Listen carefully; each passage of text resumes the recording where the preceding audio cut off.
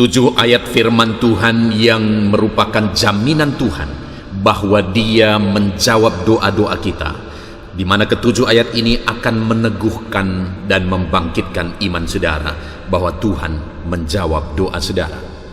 Yang pertama, Yakobus pasal 4 ayat 2 sampai 3. Demikian firman Tuhan. Kamu mengingini sesuatu, tetapi kamu tidak memperolehnya.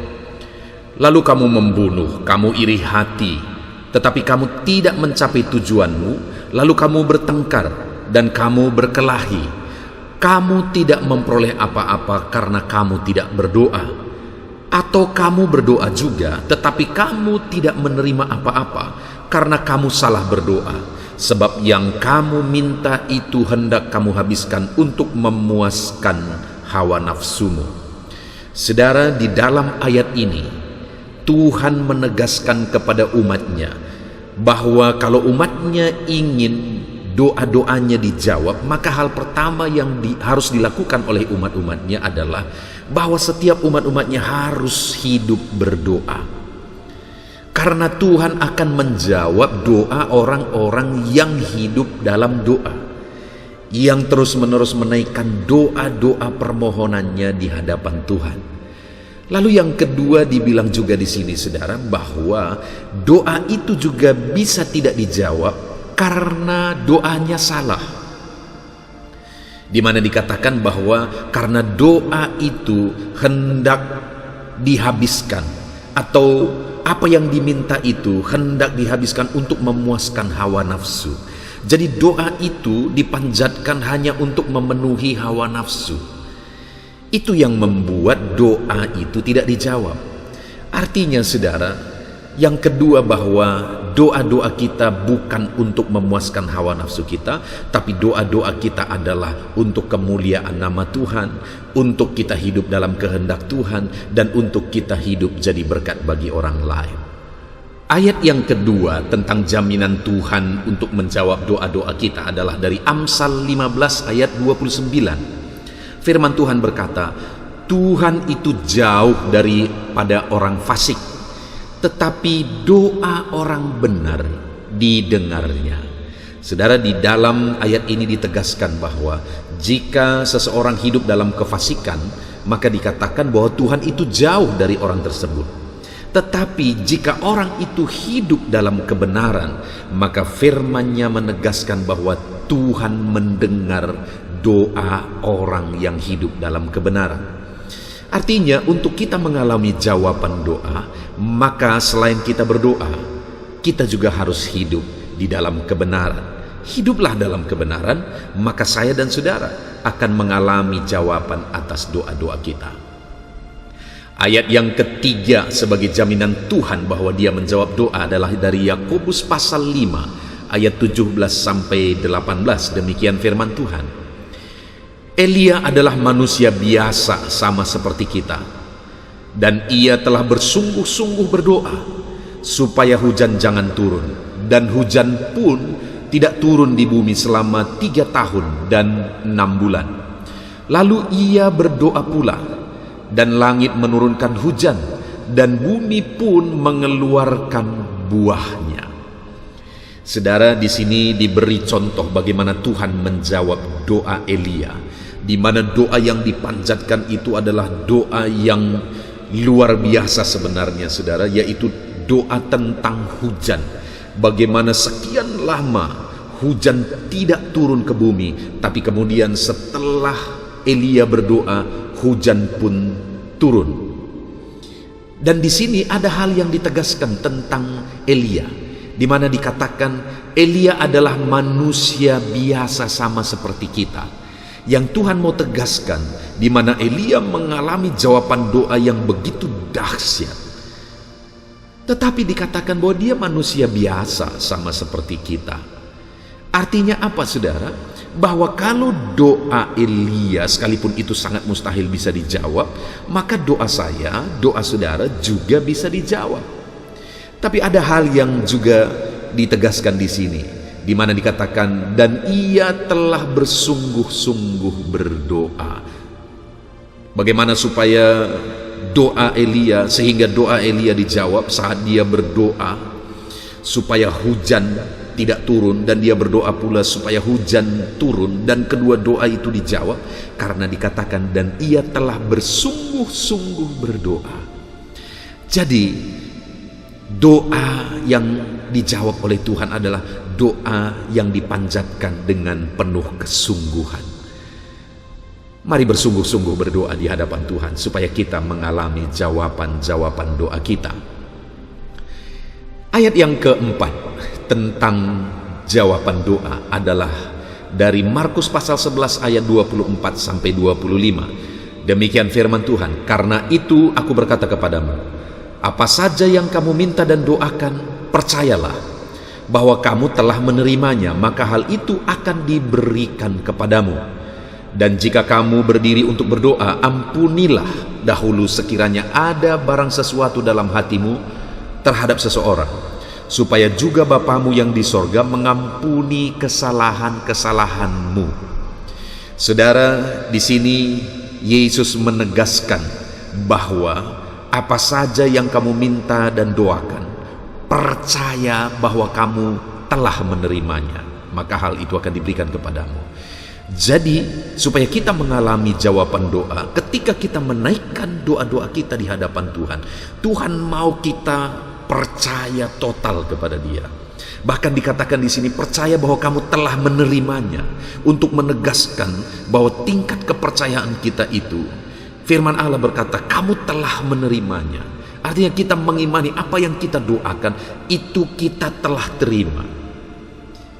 Itu iman yang Tuhan mau, bukan iman dalam keraguan apakah Tuhan akan menjawab, bagaimana Tuhan akan menjawab, tetapi yang ditegaskan di sini, percayalah bahwa kamu telah menerimanya. Apakah saudara percaya bahwa saudara akan menerima doa-doa yang saudara panjatkan? Percayakah saudara bahwa Tuhan sanggup sehingga Dia sanggup melakukan dan memberi apa yang saudara doakan? Tuhan mau kita hidup dalam iman.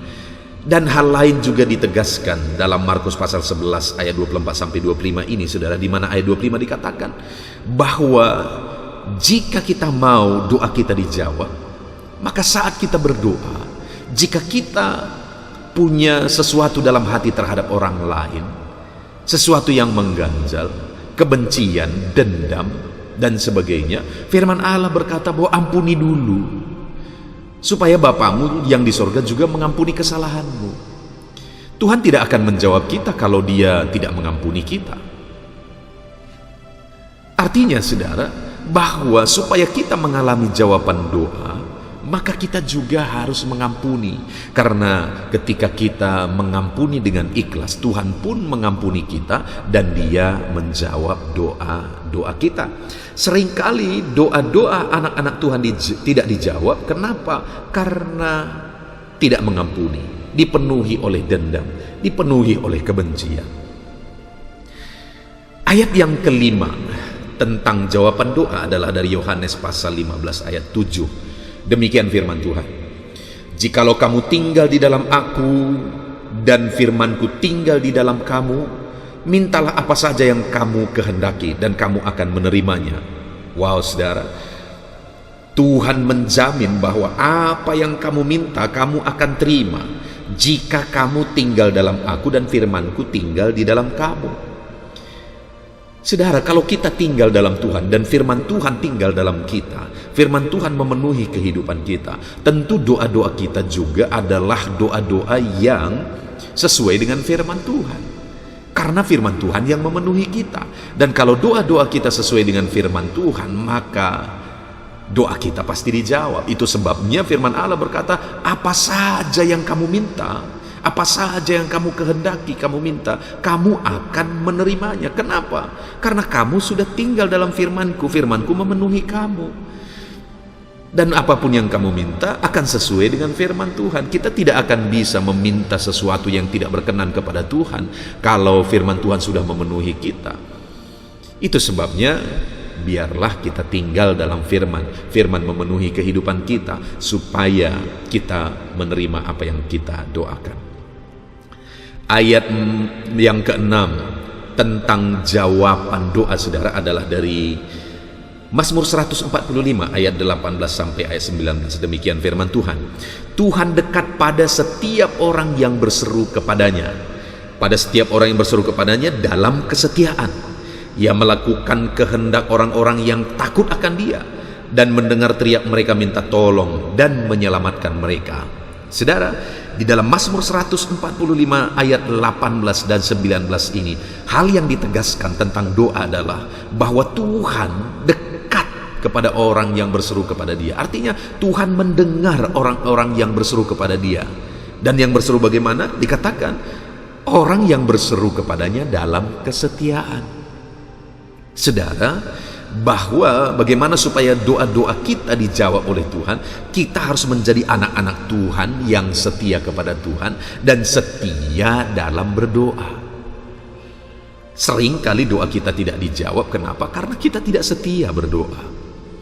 Doa kita hanya sekedar, doa kita hanya ketika kita mengingat, atau doa kita hanya sementara. Padahal Tuhan berkata bahwa seruan orang yang didengar itu adalah seruan atau doa yang dinaikkan dalam kesetiaan. Dan juga yang ditegaskan di sini adalah bahwa Ia melakukan kehendak atau keinginan atau permintaan orang-orang yang takut akan Dia. Selain kita setia berdoa, kita juga hidup takut akan Tuhan. Karena orang yang doanya dijawab itu adalah orang-orang yang takut akan Dia. Jadi setialah berdoa dan hiduplah takut akan Tuhan kalau saudara rindu doa-doa saudara dijawab. Ayat yang ketujuh sebagai ayat yang terakhir tentang jawaban doa saudara adalah dari Matius 11 ayat 13. Firman Allah berkata, "Jadi jika kamu yang jahat tahu memberi pemberian yang baik kepada anak-anakmu, apalagi Bapamu yang di sorga, Ia akan memberikan Roh Kudus kepada mereka yang meminta kepadanya." Saudara, hal yang ditegaskan di sini adalah bahwa kamu saja, Bapa di dunia ini, tahu memberi pemberian yang baik kepada anak-anakmu. Dan Tuhan membandingkan Bapa di dunia ini dengan Dia. Kalau Bapa di dunia yang jahat saja tahu memberi pemberian-pemberian yang baik kepada anak-anaknya, apalagi Bapamu yang di sorga. Bahkan dikatakan Roh Kudus pun akan diberi kepada mereka, dirinya sendiri akan diberi kepada orang yang meminta kepada Dia. Apalagi yang tidak akan diberi kalau rohnya pun diberi. Artinya saudara, ketahuilah bahwa Bapa yang kita sembah itu adalah Bapa yang baik. Dia akan memberi yang baik kepada kita. Ya, terkadang apa yang kita doakan kita tidak menerima jawabannya saudara, tetapi hal yang lebih baik yang diberi oleh Bapa di sorga. Karena Dia Bapa yang baik, Dia tahu apa yang terbaik bagi kehidupan kita. Puji Tuhan saudara, kita bersyukur atas firman Tuhan ini. Ada 7 ayat firman Tuhan yang telah kita renungkan tentang jaminan Tuhan akan jawaban doa-doa kita. Biarlah iman saudara dibangkitkan dan saudara mengalami jawaban doa dalam kehidupan saudara. Teruslah berdoa, hiduplah dalam kebenaran, setialah berdoa supaya saudara mengalami jawaban-jawaban atas doa saudara. Puji Tuhan, Tuhan memberkati setiap saudara. Alami jawaban doa. Amin. Terus dalam nama Yesus